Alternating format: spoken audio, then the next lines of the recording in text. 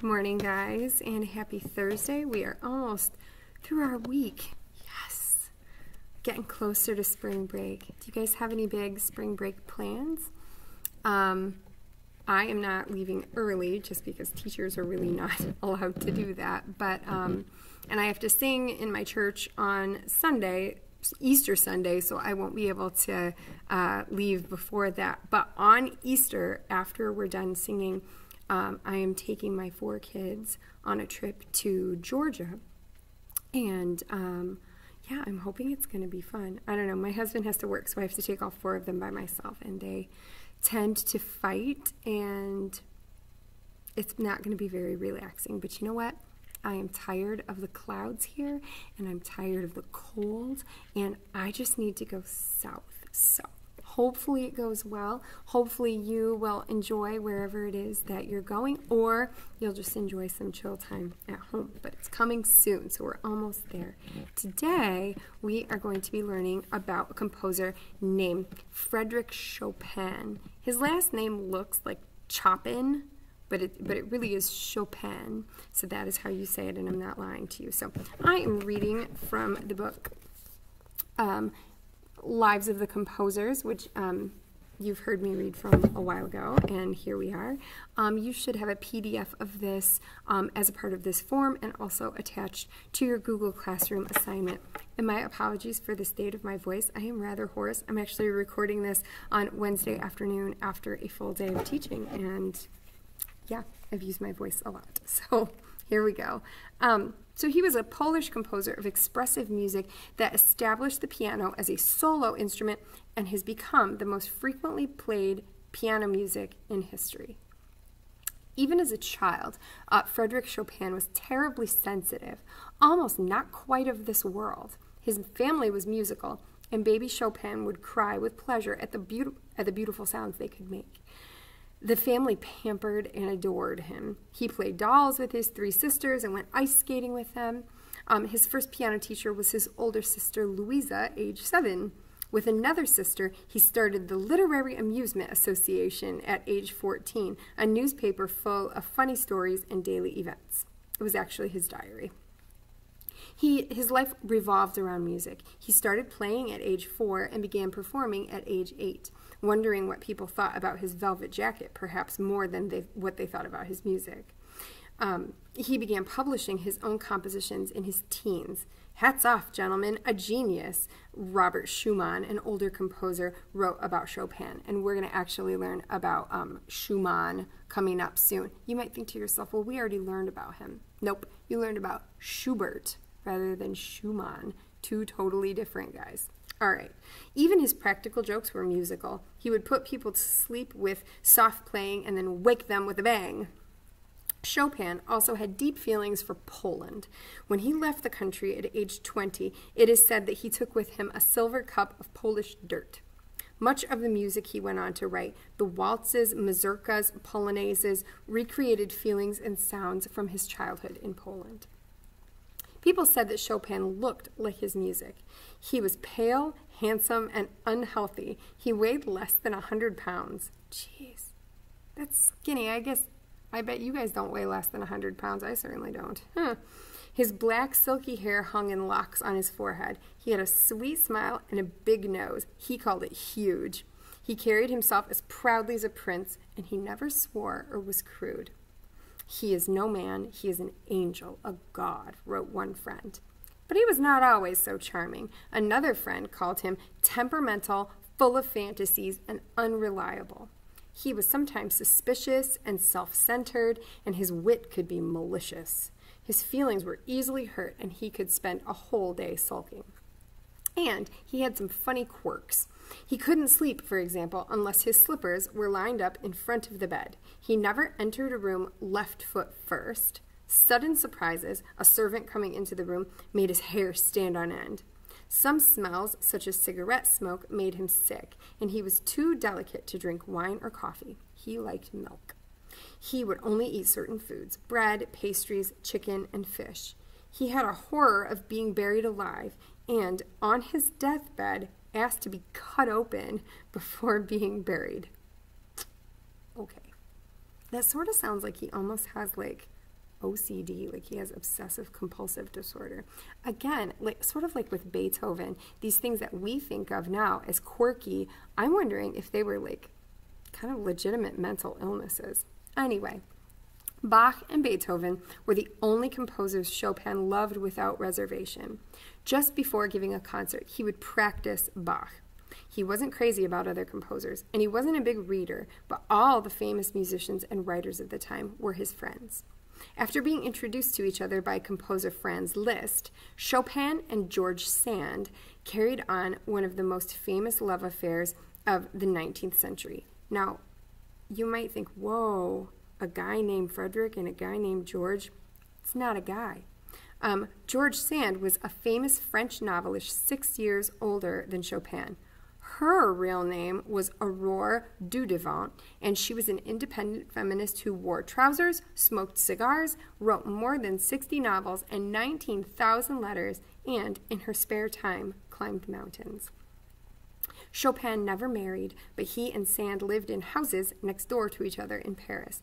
She called him Chop, or Chip Chip, and sometimes my dear corpse, or my little complainer.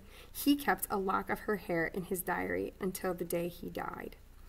Their first vacation together they spent secretively in a monastery on the island of Majorca.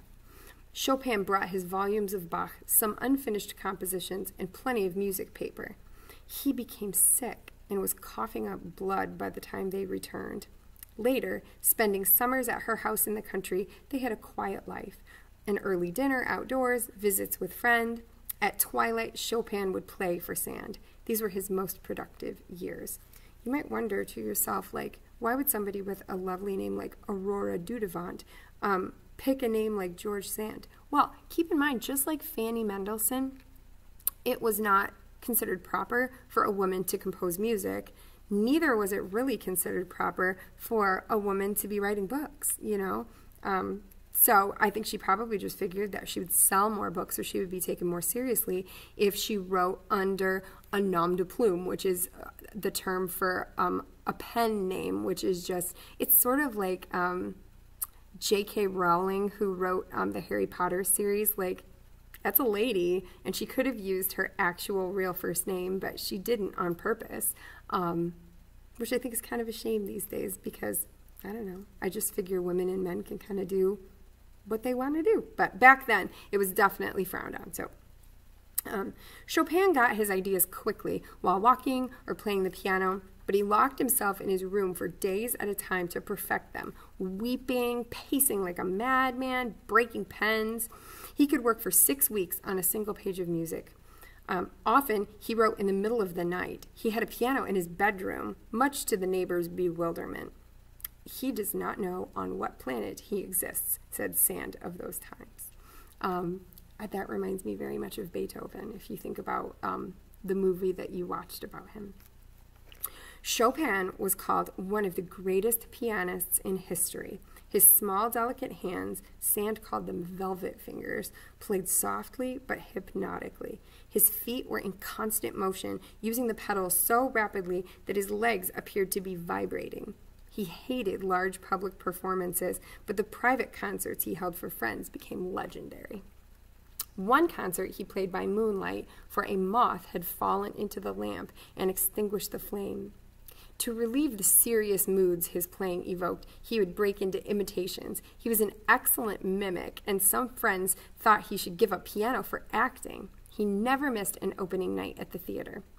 "I'm a revolutionary. Money means nothing to me," Chopin said. Still, he didn't seem to mind having it. He supported himself by teaching 5 lessons a day, for which countesses, baronesses, and princesses paid well. They would enter his studio and place their money on the mantel while he looked out the window. He thought a true gentleman didn't touch money. He lived in luxury. He had a servant, his own horse and carriage, and clothes from all the best shops: blue velvet coats, silk shirts, diamond stick pins, white leather gloves made to order, a flowing black cloak lined with gray satin. He liked to have vases of violets around his rooms, and even his handkerchiefs were perfumed. Always sickly, Chopin died of tuberculosis at age 39, less than 2 years after he and Sand broke off their relationship. His last words were, "Play Mozart in memory of me." He was buried in La Père Lachaise, a cemetery in Paris where many famous musicians are buried. The legend is that Chopin's silver cup of Polish dirt was poured on his grave. Ever since, people say not a day goes by without someone putting fresh flowers on Chopin's grave. He was a legend in his own time, and his compositions have never gone out of fashion. So here are a few musical notes. The waltz in D flat was written for George Sand's dog. It's known as the minute waltz because it can be played in 1 minute. Chopin also wrote something known as the cat waltz, supposedly inspired by the noise his cat made one day when it jumped onto the piano. The song Till the End of Time was taken from a Chopin Polonaise for a movie about Chopin. It sold over 1 million records. I'm Always Chasing Rainbows is another popular American song whose melody comes from Chopin's work. And then finally, the same singer sang at the funerals of Chopin, Beethoven, and Franz Joseph Haydn. Mozart's Requiem was played at Chopin's funeral, and so was Chopin's own funeral march, which is one of the most famous funeral compositions ever written. I just want you to take a minute, now that we've kind of wrapped up the life of Chopin there, to think about a couple different things. First of all, so he died at 39. Fanny Mendelssohn Hensel died at 41. Schubert died even younger. Beethoven died young. They all died so young, and they did so much in that young life. And I just think it's something that people don't realize it, maybe because all the portraits of these composers have them wearing these wigs, and the wigs are gray, or they're like powdered wigs, so you just assume that they were old, or that they were older people, and they really weren't. I mean, this is kind of terrible, but they're all around my age when they died.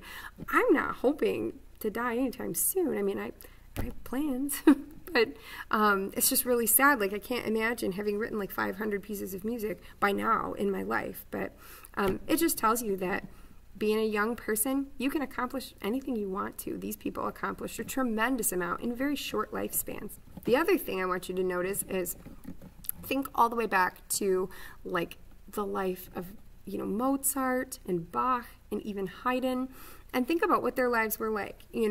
Haydn was a servant his whole life, really. He had to write whatever the Prince Esterhazy wanted him to write. Mozart refused to work and be a servant for anybody, and yet he struggled with money the whole time. He just never had enough money. He just couldn't make a living for himself. Think about Bach. He took a job he hated toward the end of his life because he needed to pay the bills, and he wanted his kids to be educated at that school.